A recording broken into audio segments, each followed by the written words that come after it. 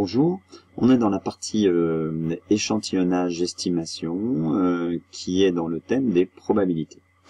On va d'abord parler d'échantillonnage et donc d'intervalle de fluctuation. Si tout ça ne te dit rien, je te conseille de voir une introduction ou de lire une introduction concernant échantillonnage et estimation. Tu dois reconnaître ici l'exemple que j'ai pris précédemment dans l'introduction, c'est-à-dire que on est dans un établissement scolaire, on a 900 élèves, dont on a 73% de demi-pensionnaires. P, c'est notre proportion théorique ou encore notre probabilité théorique. Représentant le caractère C, le caractère, qu'est-ce que c'est? Eh bien, c'est être demi-pensionnaire ou pas. Tu vas voir que c'est important d'avoir le fait de dire oui ou non. L'élève est demi-pensionnaire ou ne l'est pas. Est-ce qu'on peut formuler des hypothèses sur la fréquence d'un échantillon? C'est-à-dire si je prends 40 élèves de ce lycée et que je constate qu'il y a 25 demi-pensionnaires, je vais avoir une fréquence observée 25 sur 40, qui est 0,625 à peu près. Est-ce que je peux dire quelque chose par rapport à cet échantillon? Eh bien, ce qu'on va vouloir dire sur cet échantillon, c'est est-ce que cet échantillon, il valide l'hypothèse qu'on a formulée qui a 73% de demi-pensionnaires. C'est-à-dire, est-ce qu'on pense que cette valeur théorique, en s'aidant de l'échantillon et d'un intervalle, qui est l'intervalle de fluctuation qu'on va calculer, est-ce que on pense que à 95%, au seuil 95%, en admettant qu'on fasse une erreur, qu'on ait une marge d'erreur de 5%, est-ce que c'est acceptable ou pas? Alors, si on en vient maintenant à la partie un petit peu plus théorique, eh bien, pour faire ceci, pour construire notre intervalle de fluctuation, il nous faut une variable aléatoire, xn, qui suit la loi binomiale BNP. Alors ici, la variable aléatoire, dans notre exemple, ça serait le nombre de lycéens qui sont demi-pensionnaires. Et donc, tu vois, je suis bien dans une épreuve de Bernoulli, je prends un lycéen et je dis, est-ce qu'il est demi-pensionnaire ou pas? Oui ou non. Donc la variable aléatoire, elle compte le nombre de lycéens qui sont demi-pensionnaires. Mon N, ça serait 40 et mon P, ça serait, mon N, ça serait 900 et mon P, ça serait 0,73, qui appartient bien à 0. Ensuite, je prends une fréquence, la fréquence qui est ce nombre-là sur n, donc xn sur n, pour tout échantillon de taille n. Donc si je prends un échantillon, là ici c'est un échantillon de 40, eh bien je viens de compter que j'en avais 25, ma fréquence ça va être 25 sur 40. C'est la fréquence du succès, c'est mes demi-pensionnaires.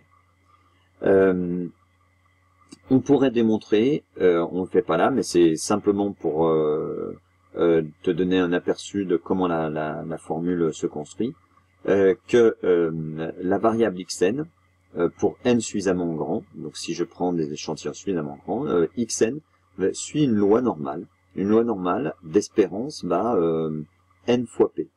Tu dois reconnaître l'espérance de la loi binomiale, n fois p. Et d'écart type, là aussi tu dois reconnaître l'écart type de la loi binomiale. On a déjà vu ça on en a parlé dans le chapitre sur la loi normale. À ce moment-là, la probabilité que la variable aléatoire appartienne à l'intervalle, on en a parlé de cet intervalle dans le chapitre sur la loi normale, donc la probabilité que la variable aléatoire soit dans l'intervalle l'espérance moins 1,96 fois l'écart type jusqu'à l'espérance plus 1,96 fois l'écart type, la probabilité que la variable aléatoire soit dans cet intervalle, qui se calcule, puisque mu je connais, sigma je connais, et bien cette probabilité elle est de 95%. On retrouve le fameux 95% dont on parle depuis tout à l'heure. Et avec tous ces résultats, en fait, on construit un intervalle. Donc, je vais te donner la formule qui est là, qui va être là. Hein. Faut que je reprenne mon stylet. Voilà. Cet intervalle, ça c'est la formule qu'il va falloir apprendre. Donc c'est P, bah, la probabilité, nous ici c'était 0,73, hein, moins 1,96 multiplié par racine de P facteur de 1 moins P, le tout sur racine de n. Donc ça c'est le début de mon intervalle. Donc tout ça, c'est toutes des valeurs qu'on connaît. Hein. Et la fin de l'intervalle, c'est la même chose, sauf qu'au lieu d'avoir P moins, on fait P plus. P plus 1,96 fois racine de P facteur de 1 moins P sur racine de n. Voilà, ça c'est notre intervalle de fluctuation. Et plus n est grand, évidemment, plus l'approximation va être meilleure. Et maintenant, c'est avec cet intervalle qu'on va travailler. Alors, voilà, je te le redonne dans la définition qu'il y a à connaître. Donc, on prend une variable aléatoire qui suit une loi binomiale. Donc, il faut bien faire attention dans les énoncés qu'on soit bien dans cette situation-là. Que la variable aléatoire dont on nous parle, elle suive une loi binomiale de paramètres n et p. Et bien, à ce moment-là, un intervalle de fluctuation asymptotique au seuil de 95%, c'est-à-dire qu'on a une marge d'erreur de 5%, de la variable aléatoire xn sur n, c'est quoi? C'est, eh bien, p moins 1,96 fois p facteur de 1 moins p divisé par racine de n, et p plus 1,96 fois racine de p facteur de 1 moins p sur racine de n. Voilà. Donc cette approximation, on peut l'utiliser dès que on disait n est suffisamment grand. Ça veut dire quoi? N suffisamment grand, n supérieur ou égal à 30, n fois p supérieur ou égal à 5, et n fois 1 moins p supérieur ou égal à 5. Alors tout de suite, un exemple d'utilisation, un exemple direct, sans contexte, sans rien. Voilà, on te dit, grand X suit la loi binomiale de paramètres 100 et 0,3, calcule l'intervalle de fluctuation asymptotique au seuil de 95%. On s'intéresse à rien d'autre, on veut juste voir comment on calcule cet intervalle. Alors déjà, 100 fois 0,3, ça fait 30, donc ok, on y est. Si je fais maintenant, 100 c'est supérieur à 30, voilà. 100 fois 0,3 ça fait 30, c'est bien supérieur à 5. Et 100 fois 0,7 ça fait 70, c'est aussi supérieur à 5, donc je suis bien dans ce cadre-là et je peux utiliser la formule qu'on me donne. Alors, avec moi, hein, déjà, ça donne I combien? I 100, puisque le n c'est 100. C'est égal à la place de P, on met 0,3. Donc 0,3 moins 1,96, ça c'est toujours la même chose. Multiplié par racine de 0,3. 1 moins 0,3, ça fait 0,7. On prend la racine de tout ça sur racine de 100. D'accord? Racine de 100, on sait que ça fait 10. Ah, zut, là je suis en train de... tu peux continuer l'intervalle, hein, t'as compris. Il faut écrire la même chose. Donc, P c'est 0,3 plus 1,96 racine de 0,3 fois 0,7, le tout divisé par racine de 100. Voilà. Et ça, et donc on trouve environ, alors on prend toujours pour la borne inférieure, on prend par défaut. Donc là, c'est 0,21. Par excès, ça serait 0,22. Hein. Et pour la borne supérieure, on prend par excès, ça, ici, là, c'est 0,39. Voilà. Voilà le calcul de l'intervalle de fluctuation asymptotique au seuil de 95% de la variable Fn. Alors maintenant, avec ça, eh bien, on va avoir ce qu'on appelle la prise de décision. C'est-à-dire, est-ce que la probabilité théorique ou la proportion théorique qu'on m'a donnée, je la valide, ou je la rejette. Voilà, prise de décision au seuil de 5%. Alors, avant de passer à un exemple, on va détailler la méthode. Donc, on cherche à savoir, hein, en fait, avec une marge d'erreur de 5%, hein, si la proportion P, dans le cas de mes demi-pensionnaires, c'était 0,73, du caractère C, c'était être demi-pensionnaire ou pas. Donc, si ce qu'on me dit sur les demi-pensionnaires, qu'il y en a 73%, eh bien, elle vaut bien ça ou pas. Alors, on suppose, il faut qu'on soit dans une situation où on a n plus grand que 30, n fois P0 plus grand que 5, et n fois 1 moins P0 qui est supérieur ou égal à 5. Alors ici, comme on ne sait pas si on valide ou pas encore la proportion, on va l'appeler P0, pour dire, voilà, c'est celle que je l'appelle pas P, je l'appelle P0. La première chose à faire, c'est calculer l'intervalle de fluctuation comme on vient de faire. Donc la formule, elle est là. Donc je mets mon 0,73, 1,96, etc. Fois ici c'est 0,73, donc là ça serait 0,27, et puis là j'avais 900 élèves, donc on met 900.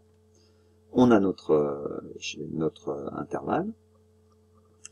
Je reviendrai sur ce que je dis ensuite. Hein. Puis après, on calcule la fréquence observée. C'est-à-dire que je prends 40 élèves, ou je sais plus combien j'en avais pris, hein, 40. Je regarde s'ils sont demi-pensionnaires ou pas, et je calcule la fréquence. On avait trouvé 25 sur 40, je crois 0,625. Une fois que j'ai fait ça, j'applique la règle de décision au seuil de 5%. C'est-à-dire, si la fréquence observée n'est pas dans l'intervalle, je dis c'est faux, donc je rejette l'hypothèse. Si la fréquence observée est dans l'intervalle, à ce moment-là, je l'accepte, je ne la rejette pas. Mais en me disant que, attention, je peux ne pas la rejeter avec une erreur de 5% possible. C'est-à-dire que le seuil de décision, hein, il correspond à un risque de 5%. J'ai une marge d'erreur de 5%. Donc quand je l'accepte, quand j'accepte mon hypothèse, j'ai une marge d'erreur de 5%, mais aussi quand je ne l'accepte pas, j'ai aussi une marge d'erreur de 5%. Voilà. Je récapitule une nouvelle fois. Hein.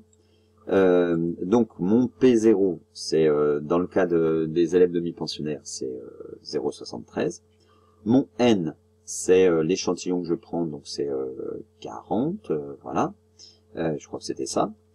Je calcule l'intervalle de fluctuation, donc je fais 0,73 moins 1,96 racine de 0,73 fois 0,27 sur racine de 40.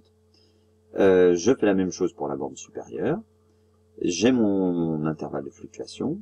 Ensuite, je calcule la fréquence sur l'échantillon, c'est-à-dire sur les 40, si j'en ai 25 qui sont demi-pensionnaires des élèves, ça fait 25 sur 40. Et puis après, je regarde si 25 sur 40, c'est dans l'intervalle qui est ici ou pas. Si c'est dans l'intervalle, alors j'accepte. Sinon, je refuse l'hypothèse. Je rejette l'hypothèse. Alors, en pratique, on n'est pas dans les conditions n supérieur ou égal à 30, n p0 supérieur à 5 et n fois 1 moins p0 supérieur à 5. Bien, si on n'est pas dans ces conditions, on fait ce qu'on a vu précédemment, enfin dans une autre partie, avec la loi binomiale, c'est-à-dire que pour l'intervalle, on prend a divisé par n et b divisé par n. Donc mon n c'est 40, et le a je le détermine en séparant toutes mes données en 3, c'est-à-dire celles dont la probabilité est supérieure à 0,025 et celles dont ma probabilité est supérieure à 0,975. Donc je détermine A et B comme ça. On avait vu, hein, on fait un tableur, et on cherche dans le tableur la probabilité 0,025 et on prend la valeur de la variable aléatoire qui correspond. Je cherche 0,975, je prends la valeur de la variable aléatoire qui correspond et après on me divise par n. Voilà pour l'intervalle de fluctuation. On va passer maintenant à un exemple. Je te laisse le soin de le lire. Il est là. Et prends un petit moment. Alors, c'est un petit peu de la génétique. Hein. Les petits pois, il y en a qui sont jaunes et puis il y en a qui sont verts. Voilà. Les petits poissons, non, ils sont pas rouges là, ils sont verts. Les pois jaunes, quand ils poussent, il y en a 75% et des pois verts, c'est 25%. Et on veut voir si on veut tester cette hypothèse de 75% à 25%, selon laquelle les pois jaunes sont la proportion c'est 0,75. Pour ça, je prends un échantillon. Ici c'est 224. Voilà, je les ai prélevés et je regarde s'ils sont verts ou jaunes. Donc mon hypothèse c'est 0,75. D'abord, on va déterminer l'intervalle de fluctuation asymptotique au seuil de 95% de la variable aléatoire qui correspond à la fréquence des pois jaunes sur un échantillon de taille 224. Alors, si on remplit tout ça, P0, on a dit, c'est 0,75. N, c'est 224. Donc la fréquence observée, bon, on verra après. D'abord, on va calculer la borne inférieure de mon intervalle, c'est-à-dire P0 moins, alors ici P0 c'est 0,75 moins 1,96 racine de 0,75 fois 0,25, 1 moins 0,75, divisé par racine de n, ici c'est racine de 224. Alors, quand on calcule, on trouve 0,693, mais j'ai dit qu'on prenait la valeur par défaut, donc il faut prendre 0,69. On fait exactement la même chose, enfin, pas exactement, puisque ça sera plus, pour la borne supérieure. Donc il faut calculer 0,75 plus 1,96, racine de 0,75 fois 0,25 sur racine de 224, et à ce moment-là, tu trouves 0,81. Et donc maintenant, alors on peut dire que sous l'hypothèse P égale 0,75, c'est l'hypothèse dénoncée, hein. La proportion de pois jaunes, c'est 0,75. L'intervalle de fluctuation asymptotique au seuil de 95%, ça c'est le nom de notre intervalle. Hein, on revoit ce qu'on a écrit dans la définition. L'intervalle de la variable aléatoire qui correspond à la fréquence des pois jaunes. Eh bien oui, nous, on s'intéresse aux pois jaunes. Hein, et la variable aléatoire, c'est celle qui nous dit est-ce que le pois est bien jaune ou pas. Et c'est pour ça que on a une loi binomiale, comme on a vu dans la définition, avec un schéma de Bernoulli. Donc, l'intervalle de fluctuation au seuil de 95%. Le 95%, je te rappelle, il veut dire que c'est une marge, il y a une marge d'erreur de 5%. C'est-à-dire qu'on peut se tromper au seuil de 5%. De la variable aléatoire correspondant à la fréquence des poids jaunes sur un échantillon de taille 224. Ça, c'est l'échantillon qu'on a prélevé. Cet intervalle, bah, on place maintenant les bornes. C'est 0,69, 0,81. La suite, bah, tu t'en doutes, on va à l'aide de la règle de décision, hein, on va appliquer la règle de décision au seuil de 5%, c'est-à-dire si la fréquence qu'on observe est dans l'intervalle, on accepte l'hypothèse, sinon on rejette l'hypothèse. Alors pour l'instant, on n'a pas de fréquence observée. Hein. Il faut que il faut qu'on compte réellement, il faut qu'on fasse notre expérience et qu'on prenne les petits poids et qu'on compte ceux qui sont jaunes. Oui, je me trompe pas, c'est les jaunes. Hein. Voilà. Donc, on va énoncer maintenant la règle de décision qui permet de rejeter ou pas l'hypothèse. Donc, quand on te demande d'énoncer la règle, il faut juste dire que on calcule la fréquence f des poids jaunes sur un échantillon aléatoire de taille 224. C'est-à-dire qu'on les compte. Si la fréquence n'appartient pas à l'intervalle, on rejette l'hypothèse P égale 0,75. Donc ça veut dire que cette hypothèse, ben, a priori, elle est fausse, à 95% près. Si F est dans l'intervalle, on ne la rejette pas, c'est-à-dire on accepte l'hypothèse, mais pareil, à 95% près, on a une erreur de 5%. Donc maintenant, il faut qu'on ait la fréquence observée. Et bien voilà. La fréquence observée, on va l'obtenir d'abord en faisant l'expérience. Alors admettons que on compte, et on en compte 176 des poids jaunes et 48 verts. À ce moment-là, que peut-on conclure? Et puis, dans un deuxième temps, c'est une seconde expérience. Hein, imaginons qu'on ait pas 176, mais 185 poids jaunes. Que peut-on conclure? Alors vas-y, calcule-les et écris la conclusion. Alors, notre fréquence, c'est 176 sur 224, c'est environ 0,79. 0,79, est-ce que c'est dans notre intervalle? Oui, puisque l'intervalle c'est 0,69, 0,81. Donc on ne rejette pas l'hypothèse, P égale 0,75, au seuil de 5%. Hein, on dit que on considère l'hypothèse juste, mais en étant conscient qu'on a un risque d'erreur de 5%. Une seconde expérience donne 185 poids jaunes. Alors cette fois, on trouve en fréquence observée 0,83, qui n'appartient pas à l'hypothèse. Donc, on la rejette, qui n'appartient pas à l'hypothèse, qui n'appartient pas à l'intervalle, puisque 0,83 c'est au-dessus de 0,81, c'est supérieur à 0,81. Donc, on rejette l'hypothèse P égale 0,75 au seuil de 5%. On estime que l'hypothèse est fausse pour notre expérience. Voilà. Eh bien, maintenant, il ne te reste plus qu'à traiter l'exemple suivant et